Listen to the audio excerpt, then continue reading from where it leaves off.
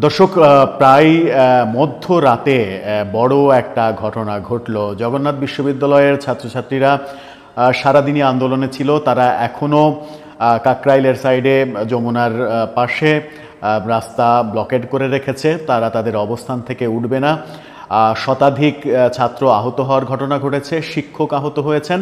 এরকম পরিস্থিতিতে উপদেষ্টা মাহফুজ আলম আসলেন তাদের সঙ্গে কথা বলতে, আর সেখানেই ঘটল বড় বিপত্তি। উপদেষ্টা মাহফুজ আলমকে আক্রমণ করে বসলো জগন্নাথের ছাত্রছাত্রীরা। তার দিকে, তার মাথায় বোতল ছুঁড়ে মারল তারা। এই ঘটনাটা আজকে রাতেই কিছুক্ষণ আগে ঘটেছে। এই ঘটনাটা বলে দিচ্ছে বাংলাদেশের আইন শৃঙ্খলা রক্ষায়, সার্বিক পরিস্থিতি রক্ষায় সরকার পুরোপুরি ব্যর্থ হচ্ছে। কি বললেন মাহফুজ আলম সেই ঘটনার পরে, কি ঘটল, এরপরে পরিস্থিতি কোন দিকে যাবে, সেই আলোচনাই করবো এই ভিডিও। ছিলাম জগন্নাথ বিশ্ববিদ্যালয়ের ছাত্রছাত্রীরা উপদেষ্টা মাহফুজ আলমের উপরে আক্রমণ করেছে। উপদেষ্টা মাহফুজ আলম সরকারের পক্ষ থেকে যখন তাদের সাথে কথা বলতে আসে, তখন চতুর্দিকে স্লোগান শুরু হয়, ভুয়া ভুয়া, তাকে মানবে না। কোনোভাবেই তিনি সেখানে টিকতে পারছিলেন না, কথা বলতে পারছিলেন না। এরই মাঝে তার মাথায়, সরাসরি তার মাথায় বোতল ছুঁড়ে মারার ঘটনাও ঘটেছে। এই ঘটনা একটু আপনারা দেখে নিতে পারেন। এই ঘটনাটা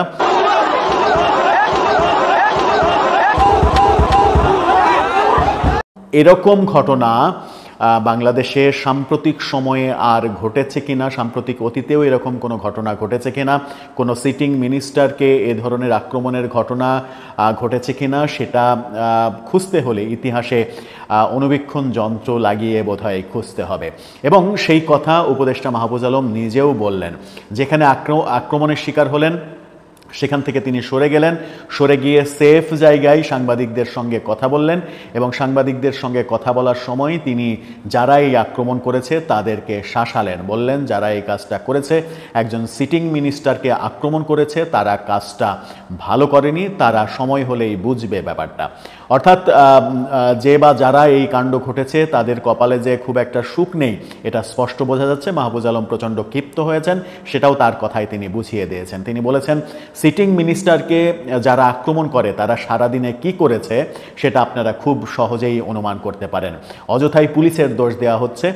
পুলিশের মধ্যে কেউ যদি বাড়াবাড়ি করে থাকে সেটা ভিন্ন কথা, কিন্তু যখন একজন সিটিং মিনিস্টারকে আমার উপরে যেভাবে আক্রমণ করা হলো, সেটাতেই বলে দেয় যে তাদের বিহেভটা সারাদিন কেমন ছিল। এমনকি তাদের শিক্ষকরাও খুব বাজে অবস্থা তৈরি করেছে, এমন কথাও মাহফুজ আলম বলেছেন শিক্ষকদের প্রতি শ্রদ্ধা রেখেই বলছি, যা কিছু হয়েছে সেটা ভালো কিছু হয়নি।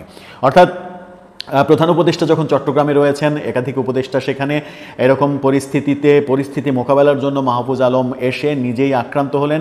এবং এই আক্রান্ত হওয়া একটা মেসেজ দেয় যে বাংলাদেশ সুস্থ নেই, বাংলাদেশ ভালো পথে নেই।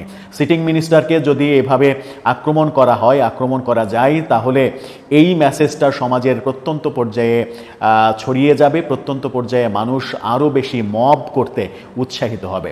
আমার মনে হয় যে এই ঘটনার সুরাহা হওয়া উচিত। কিন্তু মাহফুজ আলমও জগন্নাথের শিক্ষকদের যেভাবে আক্রমণ করে কথা বললেন, তাতে সমঝোতার কোনো লক্ষণ দেখা যায়নি। তাকে প্রশ্ন করা হয়েছিল যে যদি রাস্তা থেকে তারা না ওঠে তাহলে কি করবেন। তিনি বলেন রাস্তা থেকে না উঠলে তারা তাদের পরিণতি ভোগ করবে। অর্থাৎ আবারও এক ধরনের হুমকি দিয়েছেন, কিন্তু তাদেরকে রাস্তা থেকে উঠে ক্যাম্পাসে ফিরে যাওয়ার আহ্বান জানিয়েছেন। বলেছেন তাদের দাবি এই রাজপথে দাঁড়িয়ে সমাধান করা সম্ভব নয়। তাদের বাজেটের দাবি, বাজেট পাশ হতে হতে জুলাই মাস, সেই পর্যন্ত তাদের অপেক্ষা করতে হবে। কিন্তু তার আগে প্রধান উপদেষ্টার সঙ্গে তাদের মিটিংয়ের ব্যবস্থা করে দেয়া যেতে পারে, ভিসি পর্যায়ে মিটিং হতে পারে, এই কাজগুলো হতে পারে। কিন্তু তাদের দাবি এখনই মেনে নিচ্ছি, বাস্তবায়ন করে দিচ্ছি, এটা সম্ভব নয়। কি ছিল ছাত্রদের দাবি? ছাত্রদের তিনটা দাবি। একটা হচ্ছে যতদিন পর্যন্ত না আবাসিক ব্যবস্থা হচ্ছে জগন্নাথের ছাত্রছাত্রীদের, ততদিন পর্যন্ত অন্তত 70% যারা ঢাকার বাইরে থেকে এসে লেখাপড়া করে, সেরকম অন্তত 70% ছাত্রছাত্রীকে আবাসিক ভাতা দিতে হবে। তাদের বাজেট বরাদ্দ করতে হবে, বিশেষ বাজেট বরাদ্দ করতে হবে। এবং যে হল এবং স্থায়ী ক্যাম্পাস নির্মাণের কথা হচ্ছে, সেগুলো দ্রুত করতে হবে। ছাত্রদের হল প্রয়োজন, এমন দাবিও তাদের মধ্যে রয়েছে। কোনো দাবি মাহফুজ আলম পূরণ হচ্ছে কিংবা সরকার পূরণ করবে এটা বললেন না, বরং ছাত্রদেরকেই এক ধরনের শাসালেন। অবশ্য শাসানোর কারণও রয়েছে, তাকে যেভাবে আক্রমণ করা হয়েছে। সাম্প্রতিক সময়ে মাহফুজ আবদুল্লাহ নানা কারণে বিতর্কিত হয়েছেন। এর মাঝে ছাত্রদের ভেতরে এসে যেভাবে ভুয়া ভুয়া দুয়ো শুনলেন, কথা বলতে পারলেন না, সেখান থেকে পুলিশ তাকে সরে যেতে বললেন, এরই মাঝে তার উপরে বোতল দিয়ে আক্রমণ করা হলো। এই ঘটনা আমার মনে হয় যে কালের সাক্ষী হয়ে থাকবে। এই ঘটনা বলে দেয় যে বাংলাদেশের বর্তমান অন্তর্বর্তীকালীন সরকার আইন শৃঙ্খলা ব্যবস্থা এবং দেশের সার্বিক অবস্থা স্থিতিশীল রাখতে পুরোপুরি ব্যর্থ হয়েছে। আমার মনে হয় যে এই ব্যর্থতার দায় স্বীকার করা উচিত। শিক্ষা মন্ত্রণালয়, স্বরাষ্ট্র মন্ত্রণালয়, সর্বোপরি প্রধান উপদেষ্টার এই দায় স্বীকার করা উচিত এবং স্বীকার করে যথাযথ পদক্ষেপ নেওয়া উচিত। নতুবা দেশ যে রসাতলে চলে যাচ্ছে, সেই রসাতলে যাওয়া থেকে ঠেকানো যাবে না। অলরেডি যে ভিডিওটা ভাইরাল হয়ে গেছে, সেই ভিডিওটা আগামী দিনের জন্য খুব একটা শুভ বার্তা দেয় না, শুভ বার্তা দিচ্ছে না। দর্শক, আপনার কি মনে হয়, এই যে মাহফুজ আলম আক্রান্ত হলেন, তাকে বোতল ছুঁড়ে মারা হলো, এরপরে আর কি কি খারাপ দৃশ্য আমাদেরকে দেখতে হবে? আপনার মতামত জানিয়ে লিখতে পারেন আমাদের কমেন্ট বক্সে।